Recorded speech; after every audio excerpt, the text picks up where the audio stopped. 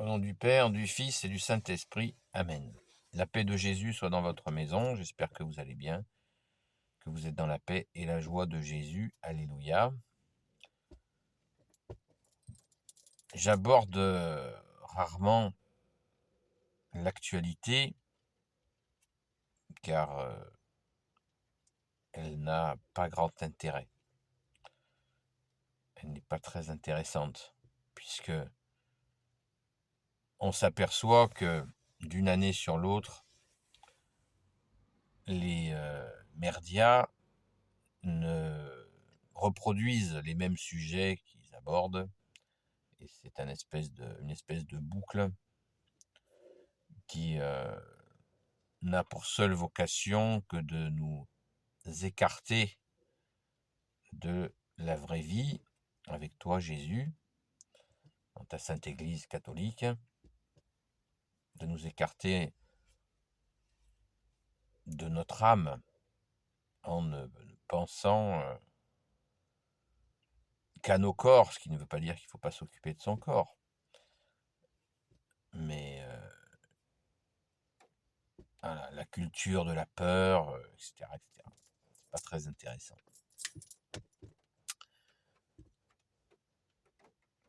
Ce qui est intéressant, c'est d'écouter ta parole, ô Jésus, d'essayer de la mettre en pratique le plus possible. Comme disait saint François Xavier, je crois, je ne suis pas sûr que ça soit attribué à ce saint. Il disait, voilà, je ne suis pas un saint, mais je peux poser des actes les plus saints possibles. Cette parole, il n'est pas sûr qu'elle soit de saint François Xavier, mais peu importe, je trouve que c'est une belle parole qui nous permet de nous éclairer et de ne pas voir la sainteté comme souvent, hélas, c'est présenté comme un repoussoir. Ah, je suis pas un saint, moi. Bon, d'accord, moi non plus, je suis pas un saint. Mais est-ce que ça nous empêche de poser des actes de saints actes, d'essayer au maximum? Non, ça ne nous empêche pas. Hein. Donc, nous utilisons dans le langage courant. Oula, ça c'est malsain. Bah oui, alors si on n'aime pas ce qui est malsain, pourquoi on aurait honte d'aimer ce qui est sain? Voilà, tout simplement. Ça, c'est pas clair. Est-ce qu'on a honte d'aimer la lumière alors qu'on n'aime pas ce qui est pas clair? Voilà, à un moment donné, il faut ménager les contradictions, comme on dit. De la même manière, ceux qui ne veulent pas, qui font un blocage par rapport à l'Église catholique en disant il se passe ci, il se passe ça, bon, c'est un gros jugement sur l'Église. Souvent, les gens qui disent ça ne connaissent pas l'Église. Et je le comprends, moi aussi, j'ai eu des propos sur l'Église avant que je la comprenne. Mais je suis persuadé que si dans l'Église il n'y avait que des saints, eh bien beaucoup diraient non, non, non, moi j'y vais pas là-bas, il n'y a que des saints. Je suis pas digne d'y aller, il n'y a que des saints. Donc, vous voyez, l'homme fuit. Souvent, la réaction humaine, c'est de fuir et de toujours dire une chose et son contraire. C'est des impasses. Alors qu'il convient justement de ménager les contradictions. Et comme tu nous l'as dit, bien-aimé Jésus, d'éviter la démesure. Absolument éviter la démesure. La démesure est problématique. Et elle salit l'homme. Ce n'est pas moi qui le dis, c'est toi, bien-aimé Jésus, qui le dit. La démesure salit l'homme. Donc, il nous faut, en ménageant les contradictions, à mon avis, faites ce que vous voulez, mais essayez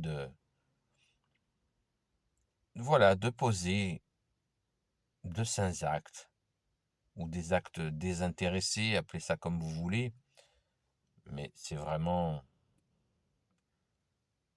c'est possible, par la grâce de Jésus, bien sûr. Et Jésus nous dit, vous le savez, vous ne pouvez rien faire sans moi. Bon, c'est clair, clair, de chez clair. Et c'est Jésus qui est la lumière qui nous le dit. Donc c'est on ne peut plus clair. Alors comment on s'y prend? Comment on s'y prend? Eh bien tout simplement en priant. En priant, en confiant les situations de nos vies à Jésus et en écoutant.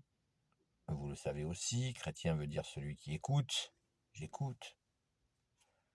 J'écoute Jésus, je prie. Je prie, je confie ma journée à Jésus. Je confie le soir mon repos à Jésus. Et j'écoute et je cherche à faire ta volonté, Jésus. Et à faire aussi ce que j'ai envie de faire. Et que ça soit vertueux par la grâce de Jésus. Merci Jésus. Merci bien-aimé Jésus. Alléluia. Donc, c'est possible de poser des actes désintéressés. Nous en avons tous été capables à un certain moment.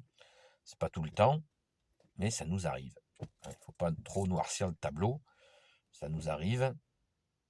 Et il faut garder cette espérance que ça peut nous arriver de nouveau, mais il faut demander. Il y a des gens qui font beaucoup de choses uniquement par intérêt. C'est très douloureux.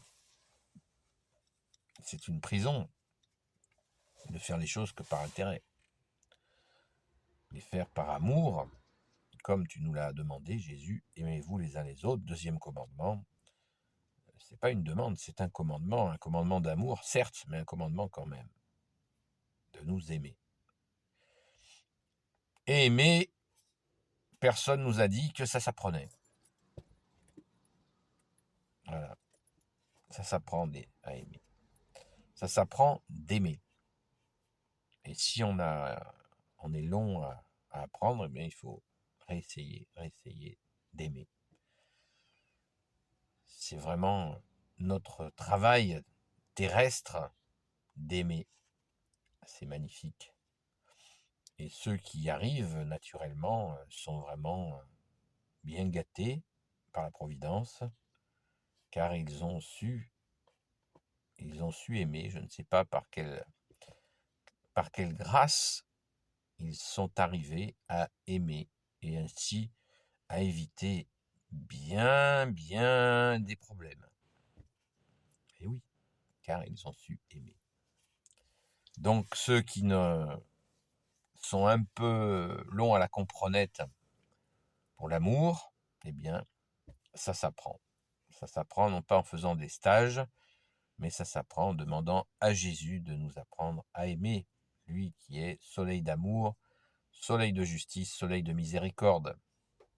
Sans oublier que aimer ne veut pas dire oui à tout. Ce n'est pas ça l'amour. Ça, c'est la bibliothèque rose. C'est bisounours. Ce n'est pas ça. L'amour, ce n'est pas ça. L'amour dit oui, l'amour dit non. Un oui d'amour, un non d'amour. Et Jésus nous l'a dit, que votre oui soit un oui, que votre non soit un non. Et tout ce qu'il y a au milieu est du démon. L'amour, c'est clair. Et l'amour est clair. Quand il vient de toi, Jésus, qui est cet amour. Nous croyons en un Dieu d'amour, que tu es Jésus avec ton Père et l'Esprit Saint. Amen. Voilà je voulais revenir un petit peu sur ces questions-là parce que c'est très récurrent. Ça revient sans cesse, cette question d'arriver à poser des actes désintéressés et cet apprentissage de l'amour que nous avons tous à faire, car la Sainte Écriture nous rappelle que nous serons à notre dernier souffle jugés sur l'amour. Saint Paul en parle beaucoup, il reste l'amour, il restera l'amour. L'amour que l'on se sera porté les uns les autres.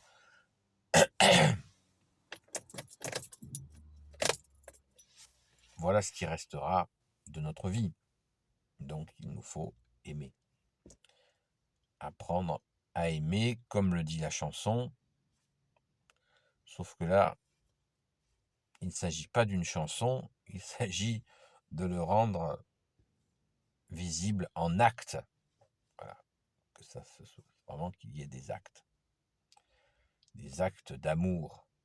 Et souvent, et notamment par les médias, la télévision poubelle, on nous détourne du véritable amour que tu es Jésus. Il nous faut le maître que tu es Jésus pour nous apprendre l'amour, le véritable amour. Celui qui comptera lorsque nous basculerons dans notre dernier jour. Eh bien celui-là comptera, celui-là est solide. C'est celui-là que nous devons apprendre à mettre en œuvre par ton unique grâce, ô Jésus. Amen. Béni soit le Père, le Fils et le Saint-Esprit. Amen. Ô Jésus, toi qui peux tout et qui portes tout, toi le Sauveur, toi l'Emmanuel, je te confie toutes celles et ceux qui regarderont cette vidéo ainsi que leurs proches selon ta sainte volonté. Sainte Marie, Reine des cieux, toi l'Immaculée Conception, toi qui écrases le serpent, toi qui as la lune sous tes pas. Saint Joseph, toi le juste et le saint, toi le sage, toi la terreur des démons, toi le saint gardien de la Sainte Église catholique apostolique. Sainte Marie-Madeleine, notre chère sainte patronne. Et vous, tous les saints et saintes amis de Jésus, Saint Michel Archange qui est comme Dieu, Saint Gabriel Archange, Saint Raphaël Archange et tes anges guérisseurs, et vous tous les anges qui servez Jésus, je vous confie toutes celles et ceux qui regarderont cette vidéo, ainsi que leurs proches, selon ta sainte volonté, ô Jésus. La paix de Jésus soit dans votre maison, et je vous dis, eh bien, qu'est-ce que je voulais vous dire ? À très vite.